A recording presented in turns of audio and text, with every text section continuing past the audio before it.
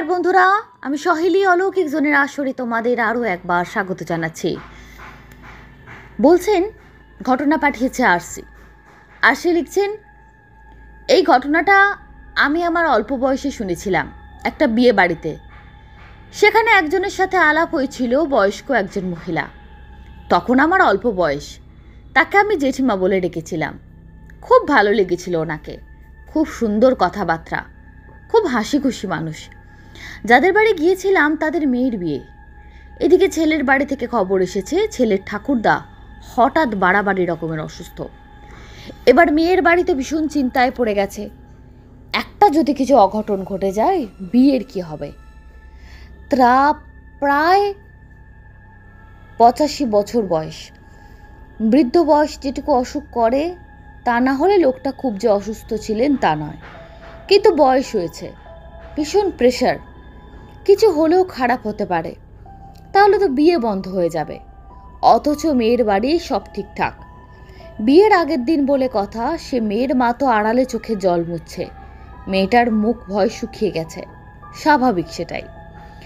আমরা নিমন্ত্রিতরা চিন্তায় পড়ে গেছি, কিন্তু 5 জনে এক জায়গায় থাকলে তো নানা রকম কথাবার্তা হয়। আমরা বসে সেই প্রসঙ্গে নানান কথা বলছিলাম, কি হবে কি হবে না। অবশ্য আড়ালে, মেয়েটা সেখানে ছিল না, বেচারি কষ্ট পাচ্ছে, ভয়ে চিন্তায় আধমরা। তখন ওই জেঠিমা আমাদের এই ঘটনাটা বলেছিলেন, বললেন জন্ম মৃত্যু বিয়ে 3 বিধাতা নিয়ে। এ কথাটা চরম সত্যি জানো, আমি এর সাক্ষী। বিয়ে যদি হবার হয়, মেয়ে যদি এই হাঁড়িতেই চাল দিয়ে থাকে, তবে দেখবে বিয়ে ঠিকই হবে, আটকাবে না। আর মনে মনে ভাবতে হবে যে বিয়েটা যদি কোনো কারণে না হয় তবে এ বিয়ে হলে ভালো হতো না। ওই যে মেয়ের মা পার্বতী ভীষণ ঈশ্বর ভক্ত, তার কখনো খারাপ হতে পারে না। যদি বিয়ে ভেঙে যায় তাহলে জানতে হবে বিয়ে হলে মেয়ে সুখী হতো না। একটু হয়তো ভালো বিয়ে হবে, তবে আমার মন বলছে এ বিয়ে ভাঙবে না, টিকে যাবে।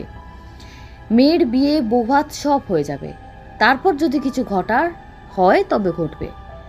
একজন 85 বছরের বৃদ্ধ মানুষ, তার কিছু হতেই পারে, তবে কাজটা যেন বাধা না পড়ে। আমার তো চিরকাল স্বভাব চেপে ধরলাম, যা আপনি কি জানেন বলুন, কি প্রমাণ আপনার এই কথার। বলতে শুরু করলেন, উনি খুব অভিজাত ঘরের গিন্নি, গলায় চওড়া বিছে হার, হাতে মোটা দুটো খাড়ু বাউটির বালা, চওড়া শাখাপলা, চেহারাটা খুব ভালো, তেমনই লাল পাড় দামি শাড়ি, সাদা সিধা করে পরে আছেন, তবু একটা আভিজাত্য আছে। উনি বললেন, আজ আমায় যেমন দেখছো চিরদিন এমনটা ছিলাম না। আমার ঠাকুরদা আমার বিয়ে ঠিক করেন বয়সকালে। আমার মা ছোটবেলায় জন্ম দিয়েই মারা গেছেন। ঠাকুমার কাছে আমি মানুষ হয়েছি, ঠাকুরমা ভীষণ ভালোবাসতেন। এবার আমি একটু বড় হবার পর আবার ঠাকুমাও মারা গেলেন। আমার মা মারা যেতে আমার ঠাকুমা বাবার আবার বিয়ে দিয়েছিলেন, বাবাকে আমি সেই মা দেখবে বলে। বাবার আবার নতুন করে সংসার হবে, ঠাকুমা একটু শান্তি পাবেন। কিন্তু নতুন মা কোনো মতেই বউ হয়ে ঢুকে মেয়ে নিয়ে সংসার করতে রাজি হলেন না। মুখে কিছু বলেননি, তবে ঠাকুমা বুঝেছিলেন। বাবা সেই নতুন মাকে নিয়ে শহরে যেখানে কাজ করতেন সেখানে চলে গেলেন, এবং বাবাও আমার কোনো খেয়াল রাখতেন না, আমার প্রতি কোনো দায়িত্ব অনুভব করতেন না। আর সৎমা যিনি ছিলেন তিনি তো মোটেই পছন্দ করতেন না। আমার ছোটবেলায় দেখতে খুব সুন্দর ছিল, আমার নতুন মাও সুন্দরী ছিলেন। আমার বোনেদের তত দেখতে সুন্দর হলো না। আমার বাবা দেখতে সুন্দর ছিলেন না, কুৎসিত নন, পুরুষ মানুষ, মানানসই, চলে যায়, কিন্তু মেয়েদের দেখতে একদম ভালো হলো না। কিন্তু সে তো ভগবানের হাতে, সেটা নিয়ে আমার মায়ের ক্ষেত ছিল, নতুন মায়ের আর কি। তিনি আমায় পছন্দ করতেন না বলেই ঠাকুমা আমাকে খুব ভালোবাসতেন, মায়ের মতো মানুষ করেছেন, আমার সব ব্যাপারে বেশি খেয়াল করতেন। মা বাবা খেয়াল করলে হয়তো আর এতটা বাড়াবাড়ি রকমের মায়া তার থাকতো না। কিন্তু তুমি আমার শেষ বয়সের সন্তানের মতন, সেইভাবেই আমাকে ভালোবাসতেন। 12 মাসে তো থাকি ঘরে পড়ার, তাই কাপড় জামা জিনিসপত্র যা বাবা পাঠাতো না সব ঠাকুমা দিতেন। বাবা দিলে হয়তো ঠাকুমাকে দিতে হতো না, কিন্তু নতুন মা ভাবতেন যে আমার ঠাকুমা দুই করেন, অন্য নাতনিদের দেন না, আমাকে শুধু দেন। এই নিয়ে আমার ওপর একটা আক্রোশ তৈরি হয়ে গেছিল। আমার ঠাকুমা কিন্তু এমনিতে বেশ সুস্থ ছিলেন, কিন্তু ভয়ঙ্কর দুর্ভাগা বোধহয় আমি ছিলাম। হঠাৎই দুম করে মারা যান। খেয়ে উঠে পান খাচ্ছিলেন। কি হলো বিষম খেলেন, কাশার চেষ্টা করছেন, কাশতে পারছেন না, বুক চেপে ধরে বুক ধরপর, ব্যাস সব শেষ। নতুন করে মাতৃহারা হলাম। ঠাকুরদার অনেকটাই বয়সে তফাৎ, তা ঠাকুরদা বেশ বুড়ো হয়েছিলেন। তারপর এতগুলো শোক নিতে পারলেন না, খুব অসুস্থ হয়ে পড়লেন। আমার ঠাকুমা যখন সুস্থ ছিলেন তখন আমাকে সবাইকে অনেক গল্প করতেন। আমার বিয়েতে তিনি তার বাপের বাড়ি থেকে পাওয়া গয়না দিয়ে দেবেন, কিন্তু উনি অবিবেচক ছিলেন না। তিনি ওদিকে নাতি নাতনিদের জন্য একটি করে ভারী গয়না রেখে গিয়েছিলেন। বলেছিলেন ওরা বংশের আশীর্বাদই নিশ্চয়ই পাবে, কিন্তু ওদের বাবা আছে, আমাদের দরকার লাগবে না, কিন্তু এর যে বাপ মা দুই হারা, এরই কাজে লাগবে। সেই সময় চারদিকে খুব চুরি হচ্ছিল, গয়না কম কিন্তু ভীষণ ভারী ভারী, তাই সবাই বলেছিল গয়না ব্যাংকে রাখতে। কিন্তু ঠাকুমা গয়না কাছছাড়া করতে একদম রাজি ছিলেন না। তিনি বাবাকে ডেকে আমার সৎ বোনেদের গয়না দুটি তাদের হাতে দিয়ে বললেন বিয়ের সময় তার নাম করে তাদের দিতে। আমার গয়নাগুলো তিনি কোথাও লুকিয়ে রাখবেন, কেউ জিজ্ঞাসা করলে বলতেন এমন নিরাপদ জায়গায় রাখবো চোরের ঠাকুরদারও ক্ষমতা নেই খুঁজে বার করে। তবে আমার ঠাকুমার আর কোনো সম্পত্তি ছিল না, বসত বাড়িটুকু ছিল আর ঠাকুমার কটা গয়না। ঠাকুমার ভরসা ছিল আমাকে দেখতে ভালো, তখন কত সম্বন্ধ আসতো, কাজে বয়সকালে ভালোই বিয়ে হবে। মরে যাবার পর তো সৎমা বাবা সবাই এলেন, কাজকর্ম হলো, কিছুদিন থাকলেন। তারা চলে গেলে বাবার কর্মস্থল, বোনেরাও স্কুলে পড়ে। চলে যাবার পর ঠাকুমার বাস্ক সুটকেস সব খোলা হলো, কোথাও কি কোনো গয়না পাওয়া গেল না। ঠাকুরদার তো মাথায় হাত, অনেক ছিল তা না, তবে সবই ঠাকুরমার বাপের বাড়ির দেওয়া ভারী ভারী গয়না। দু একটা গয়না বেচলেই বোধহয় গা সাজানো হয়ে যাবে, কাজে দুটো গয়না দিয়েই বিয়ে হয়ে যাবে, বাকি দুটো গয়না বেচে দিয়ে বিয়ের খরচা হয়ে যাবে, এমনই ভাবনা ছিল। তন্ন করে খুঁজেও কোথাও গয়না পাওয়া গেল না। আমাদের পিসিমা বা আত্মীয় স্বজন যারা ছিলেন, যারা আমার নতুন মাকে দেখতে পারতেন না, তারা বলল ঠাকুমা মারা যাবার পর ওই যে নতুন মা এসেছিলেন, কায়দা করে জিনিসটা হয়তো নিয়ে গেছেন। আমার অবশ্য বিশ্বাস হয়নি, ঠাকুরদা বিশ্বাস করেননি প্রথম দিকে, কারণ ঠাকুমার ঘরে ওরা ঢোকেনি, অন্তত সবার সামনে তো নয়। যখন কোথাও পাওয়া গেল না, ঠাকুরদা হতাশ হয়ে পড়লেন, বললেন সত্যি তাহলে ওরা নিয়ে গেছে। বড্ড ভেঙে পড়লেন। আমার দাদা শ্বশুরের সাথে খুব বন্ধুত্ব ছিল, ওনারা তো এখানে থাকতেন না। আমার যখন 8 না 9 বছর বয়স, তখন আমার দাদা শ্বশুর বলেছিলেন তোর নাতনি বড় হলে আমার নাতির সঙ্গে বিয়ে দেবো, সারা জীবন তবে আত্মীয়তা বজায় থাকবে, এক হয়ে যাব আমরা। তো তোমাদের এই জ্যাঠামশাই তখন খুব ভালো ছাত্র, দিল্লিতে ওনার এক দাদার কাছে উনি পড়াশুনো করেন। এবার দাদা শ্বশুর মারা যাবার সময় আমার শাশুড়িকে বলে গেছিলেন আমার কথা। আমার শাশুড়ি শ্বশুর অনেকবার দেখেছেন, তাদের কোনো আপত্তি ছিল না। এবার ছেলে বড় হতে তারা বিয়ের কথা ভাবছেন, এই নিয়ে কথাবার্তা চলছিল। এরা কিছুই চাননি, মানে আমার শ্বশুর বাড়ির অবস্থা আমার বাপের বাড়ির থেকে অনেক গুণ ভালো। তবে আমার বাপের বাড়ির অংশ খুব বড় বংশ আসলে। আমার দিদিমার বাপের বাড়ির জমিদারি বংশ ছিল, কিন্তু এখন কিছুই নেই। এনারা না চাইলেও কিছু দিতে তো হবে, লোকজন আসবে, খাওয়া দাওয়া, বংশের মান তো রাখতে হবে। ঠাকুরদা তখনও পর্যন্ত কোনোদিন বাবাকে কিছু বলেননি, আমার জন্য বা নিজেদের জন্য কখনো কিচ্ছু চাননি, কিন্তু সেবার বাবাকে বললেন। এসেছিলেন স্কুলের এক সার্টিফিকেট লাগবে সেটা নিতে। বাবা প্রথমে যখন এসেছিলেন তখন শুনে বললেন যে আমি তো খুব বেশি দিতে পারবো না, তবে আমার প্রথম মেয়ে যখন প্রভিডেন্ট ফান্ডের লোন করে খাওয়াবার টাকাটা দিয়ে দেবো। কিন্তু গয়নার ব্যবস্থা তো তখনও হলো না। লোক খাওয়াবার কথাবার্তা ঠিক হয়ে গেল। ঠাকুরদা একটার সাথে কথা বললেন তিনি কিছু গয়না ধারে করাবেন, মাসে মাসে শোধ দেবেন, কিন্তু তিনি কোথাও টাকা জোগাড় করতে পারলেন না। তখন ঠাকুরদা ঠিক করলেন কিছু একটা ব্যবস্থা করব, বাড়িটা বাঁধা রেখে সামনের জমিটুকু বেচে দিয়ে গয়নাগুলো গড়িয়ে ফেলবো। এই খবর যখন বাবার কাছে গেল, নতুন মা অশান্তি করলেন। তার দুটো মেয়ে আছে, তারা কেন বঞ্চিত হবে? তারা তো আর রাস্তা থেকে আসেনি, একটা বাঁধা পড়া বাড়ি নিয়ে কি হবে? শাশুড়ির অনেক গয়না ছিল, সেগুলো গেল কোথায়?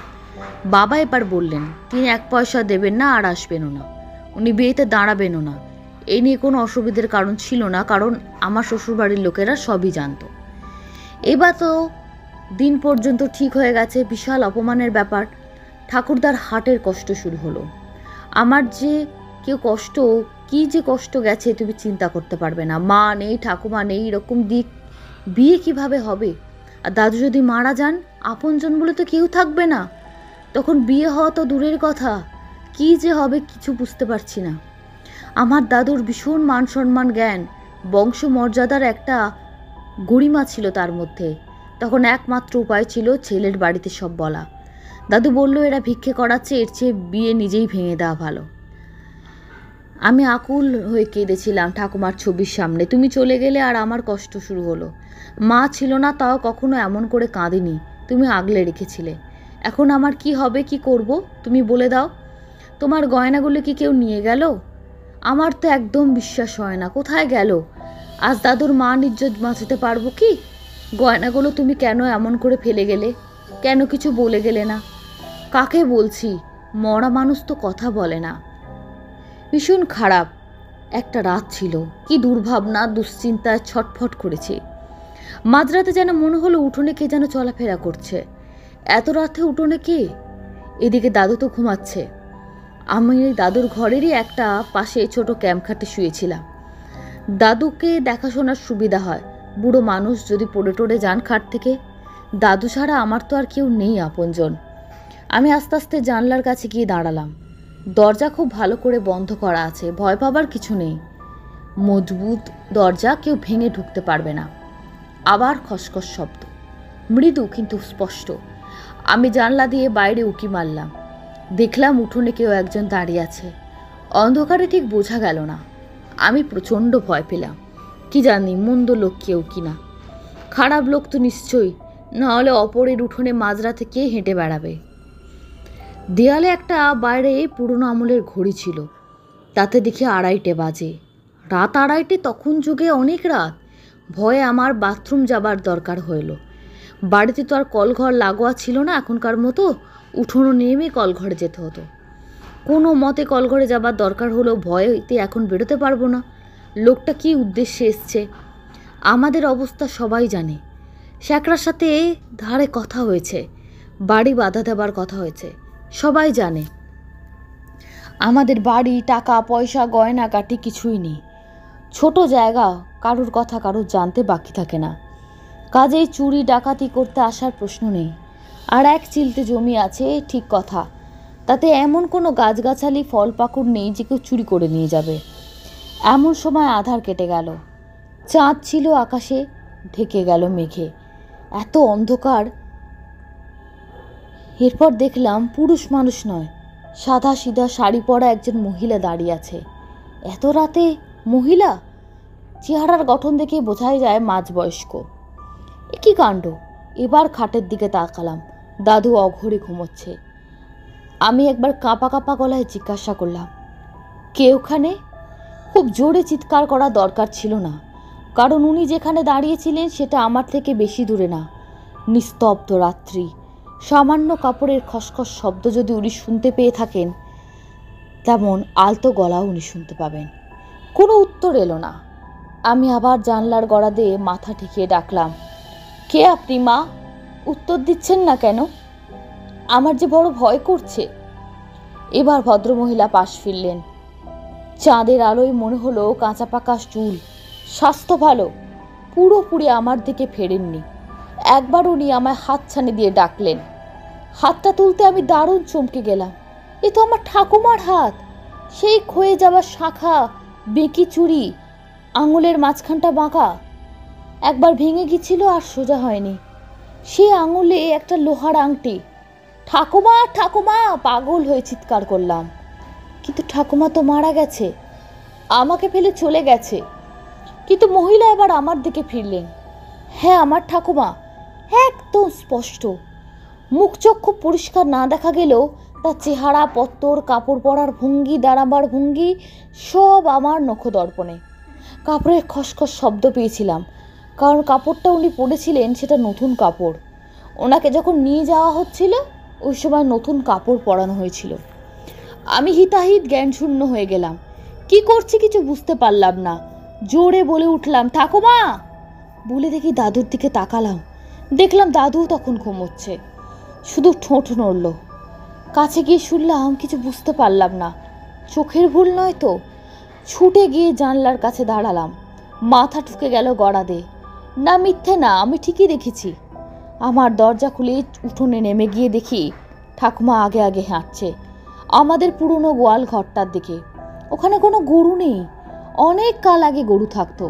এখন সারা বছর কাঠ কুটো হাবিজাবি বাতিল জিনিস থাকে। সেই ঘরে ঠাকুমা ঢুকে গেল। আমি পিছন পিছন গিয়ে ইতস্তত করতে লাগবার। ঠাকুমা হাতছানি দিয়ে ডাকলো। এতক্ষণ বাদে আমার কেমন যেন ভয় করলো। ঠিটি ঠিটি করে একটা রাত জাগা পাখি ডেকে গেল। ঠাকুমা নেই, ঠাকুমা মারা গেছে। আমাকে গোয়াল ঘরে ডাকছে কেন? যাবো কি যাব না ভাবছি। তারপর ঢুকেই পড়লাম। দেখি একটা ছোট চৌবাচ্চা, যেখানে গরুর জন্য জল থাকতো। ঠাকুমা সেই চৌবাচ্চাটা আঙুল দিয়ে আমায় দেখাচ্ছে। একবার না, বারবার। বিহুল হয়ে দাঁড়িয়ে রইলাম। একসময় দাদুকে ডাকি উঠলাম ভাঙা ভাঙা গলায়। দাদুও ডেকে উঠল, মনা, মনা রে। আমার হুঁশ ফিরল। দাদুকে ফেলে রেখে এত রাত্রে গোয়াল ঘরে ঠাকুমাকে দেখতে চলে এলাম। ঠাকুমা তো মারা গেছে। আমি কি ঘুমের ঘরে এলাম? সামনে তাকিয়ে দেখি কেউ নেই, কিচ্ছু নেই। ছুটতে ছুটতে ঘরে এলাম। দাদু যদি পড়ে যায়? দাদু খাটের ওপর বিহুল অবস্থায় বসে আছে, চোখ দিয়ে জল গড়াচ্ছে। শরীরে কোথাও কোনো কষ্ট হচ্ছে কিনা কে জানি। ছুটে গিয়ে ধরলাম দাদুকে। মনা, সে এসেছিল রে। সেও ছটফট করছে আমাদের জন্য। ওই গোয়াল ঘরের কোথাও গয়না আছে, ওখানে গয়না খুঁজতে হবে রে মনা। আমার গায়ে কাঁটা দিয়ে উঠল। আমি ভুল দেখেছি হতে পারতো, যদিও আমার কপাল তখন ঠোকা খেয়ে টনটন করছে। কিন্তু একই সাথে ঠাকুমাকে দেখেছি, দাদুর স্বপ্নে ঠাকুমাকে দেখলো। সেই গোয়াল ঘরে দেখলো। তবে দাদু দেখতে পায়নি। গোয়াল ঘরের কোথায় যেন ঠাকুমা চৌবাচ্চাটা দেখাচ্ছিল আমাকে। তখন 3টে বেজে গেছে। আমি আর অপেক্ষা করলাম না। গোয়াল ঘরে আলো নেই। আমি কি হারিকেন জেলে গোয়াল ঘরে গেলাম। নিশ্চিত রাত। দাদু এত উত্তেজিত, তাকে ঘরে রেখে গেলে নিজে নিজে নামতে গিয়ে পড়ে যাবে। তাকে প্রায় বুকে জড়িয়ে নিয়ে গেলাম। চৌবাচ্চার কাছে এগিয়ে গেলাম। দাদু আমার হাতে হারিকেনটাকে বলল উঁচু করে ধরতে। ভেতরে দেখি কিছু কাঠ রয়েছে, সেগুলোকে তুলে নিলাম। তারপর 2খানা চট সাবধানে তুললাম। অনেক সময় এসবের মধ্যে সাপ টাপ থাকে, সেসব কিছু নেই। তার তলায় রংচটা বড় টিনের বাক্স আমি চিনি। এ ঠাকুমার বাক্স। ঠাকুমার নাকি ছোটবেলায় এটাতে খেলনাপাতি থাকতো। কাঁপা কাঁপা হাতে বাক্সটা বার করলাম। ডালা খুলে দেখি একখানা হাতে আঁকা পুরনো আমলের সন্ন্যাসীর ছবি। বোধহয় ঠাকুমার বাপের বাড়ির কোনো গুরুদেব। তার তলাতেই লাল শালুর কাপড়ে পরা পুটুলি। বলে দিতে হয় না আকৃতি দেখে, ঠাকুমার গয়নার পুটুলি। দাদু সেই নিচু চৌবাচ্চার কিনারে বসে পড়ল। হাউ হাউ করে সশব্দে কাঁদছি, দাদুও কাঁদছে। ভোর হয়ে গেল। আমার ঠাকুমার আত্মা বোধহয় আমাদের কষ্ট সহ্য করতে পারেননি। লুকিয়ে রেখে যাবার গয়নার সন্ধান দিয়ে গেলেন। বলা বাহুল্য, তোমাদের জ্যাঠামশাইয়ের সাথে আমার সসম্মানে বিয়ে হয়ে গেল। দাদু 1 বছর বেঁচে ছিলেন, তারপর উনিও স্বর্গবাসী হলেন। তাই বলি, ও গয়না কি আমার পাবার কথা? ঠাকুমা বোধহয় ভেবেছিলেন ওনার সুস্থ সবল শরীর, কিছুই ওনার হবে না। বয়সও কম, তখন 54 হবে। আমার বিয়েটা দিয়ে যেতে পারবেন, তাই লুকিয়ে রেখেছিলেন। বলে যেতে পারেননি। আমাদের কান্নাকাটি আকুলতায় তিনি ছুটে এসেছিলেন। সেই গয়না ভেঙে বিয়ে সসম্মানে হয়ে গেছিল। তাই বলি, বিয়ে কপালের লেখন, হবার হলে হবে। উনি গাল ভরে হাসলেন। ওখানেই শেষ হয়েছিল ওনার ঘটনা। নিঃসন্দেহে মৃত আত্মার ঘটনা। কিন্তু ভয় পায়নি। ভয়ের কিছুই ছিল না। চোখে শুধু জল এসেছিল। মরে গেলেও মানুষের ভালোবাসা মরে না। যে বিয়ে বাড়িতে গেছিলাম সেখানেও বিয়ে ভালোভাবে চুকে গেছিল। কোনো অঘটন ঘটেনি। শুনেছিলাম অষ্টমঙ্গলার পরে সে বৃদ্ধ মারা গেছেন। ঘটনাটা ভয়ের না হলেও আমার বড় ভালো লেগেছিল। তাই আজ আর অন্য কিছু না ভেবে তোমাদেরকে লিখে পাঠালাম। আশা করি ভালো লাগবে। ঘটনাটা আমার অত্যন্ত ভালো লেগেছে। আশা করি আমার অলৌকিক জনের বন্ধুদেরও ভালো লেগেছে। আরও একটা ছোট ঘটনা পাঠিয়েছেন সুনির্মল মাঝি। উনি বলছেন, আমি পেশায় জেলের কাজ করছি। আমাদের বংশ পরম্পরায় আমাদের এই মাছের কারবার। তো আমার বাপ ঠাকুরদাকেও দেখেছি ভোর রাত থাকতেই ছিপ নিয়ে তারা হাঁটা দিতেন। সে কাজ আমিও করেছি। বর্তমানে আমি ভোরবেলা আর যাই না, আমার লোকেরা আছে। তবে আগে আগে তো অবশ্যই যেতাম। এখন আমার বয়স একটু হয়ে গেছে, সুগারের সমস্যা, প্রেশারের সমস্যা, তাই ভোরবেলা আর উঠি না। ডাক্তার বলেছেন অত শরীর ধকল নিতে পারবে না। কিন্তু আমি যখন ইয়ং ছিলাম তখন আমার বয়স এই 20-22 হবে। কিন্তু আমাদের ঘরে তাড়াতাড়ি বিয়ে দেওয়ার রেওয়াজ। আমার বিয়ে 19-20 বছরই হয়ে গেছে। বাড়িতে আমার স্ত্রী, ছোট ছেলে তখন সবে মাত্র হয়েছে। স্ত্রী তাকে নিয়ে আতুরে। বড় ছেলেটার বয়স তখন বেশি না, 1.5 বছর হবে। তো সেই সময় ভোরবেলা আমি বেরিয়ে গেছি মাছের জন্য, মাছ ধরবো বলে। তো আমাদের এখানে বিশাল বড় দিঘি আছে, সেখানে অনেক হিসেবের ব্যাপার আছে, সেসব এখন আর এই ঘটনার সাপেক্ষে বলছি না। তো আমার একটা জায়গা ঠিক করা ছিল, আমি সেখান থেকেই মাছ তুলতাম। সেদিন গেছি, গিয়ে দেখি একটা জলের মধ্যে কি যেন ভাসছে, দেখছি একটা শাড়ির মতন। আমি যেখানে দিঘিতে তুলতে যেতাম মাছ, তার একটু পাশে গিয়ে রেল লাইন। একদম রেল লাইনে আমরা কোথাও দূরের ট্রেনে যখন যাই, যেমন দেখতে পাই পাশেই দিঘি, যেন ট্রেন থেকে ঝাঁপ দিলে দিঘিতে পড়বে, এরকম একটা পজিশন আর কি। উনি বলছেন আমি দেখছি শাড়িটা যেন কি ভাসছে। আর মাছ ধরবো বলে যখন জাল ফেললাম তখন দেখি একটা মানুষের হাতের মতন দেখা যাচ্ছে। ওটা দেখে আমি প্রচণ্ড ভয় পেয়ে গেলাম। আমাদের যিনি তখন সর্দার ছিলেন তাকে ডেকে আনলাম, লোকজন এনে ভোরবেলায় ভিড় হয়ে গেল। তারপর পুলিশ আসে, সব কিছুর পর দেখা যায় একটা মহিলার কাটা দেহ জলে পড়ে আছে। বোঝা গেল হয়তো রেল লাইনে ঝাঁপ দিয়েছে, বা সুইসাইড করুক, বা দুর্ঘটনাবশত কিছু হয়ে যাক, তার বডির কিছুটা অংশ মিসিং, মানে একটা হাত মিসিং, একটা হাতের সঙ্গে দেহের একটা পোর্শন মিসিং, বাকিটা ওই জলে পড়েছে। মানে হাওয়ার গতিতে এমনভাবে পড়েছে যে জলে এসে বডিটা পড়েছে। আরও টুকটাক কিছু অংশ মিসিং ছিল হয়তো। তো আমরা ভাবছিলাম আমরা যে পেছনে একটা জঙ্গলও আছে, জঙ্গলে গিয়ে কাটা হাতটা পড়েছে কি না ভেবেছিলাম। দিয়ে আমরা 2-4 জন মিলে দেখেওছিলাম, কিন্তু কোথাও হাতটা পাইনি, আমরা খুঁজেছিলাম। তারপর অনেকে বলছে দেখো ওরকম হাত যদি পড়ে থাকে পচা গন্ধ ছাড়বে, কদিন বাদে এমনি জানা যাবে। ওখানে এত ঘন জঙ্গল, ওইখানে সাপ খোপের আড্ডা, তখন বর্ষাকাল, যাওয়াটা বোধহয় ঠিক হবে না। তবু যতটুকু খোঁজা হলো, পুলিশও খুঁজলো, কিছু পাওয়া গেল না। বডিটা বেওয়ারিশ লাশ হিসাবে নিয়ে গেল, কারণ কোনো খবর আসেনি কোথা থেকে। এবার প্রতি রাত্রে আমি যখনই ঘুমোতে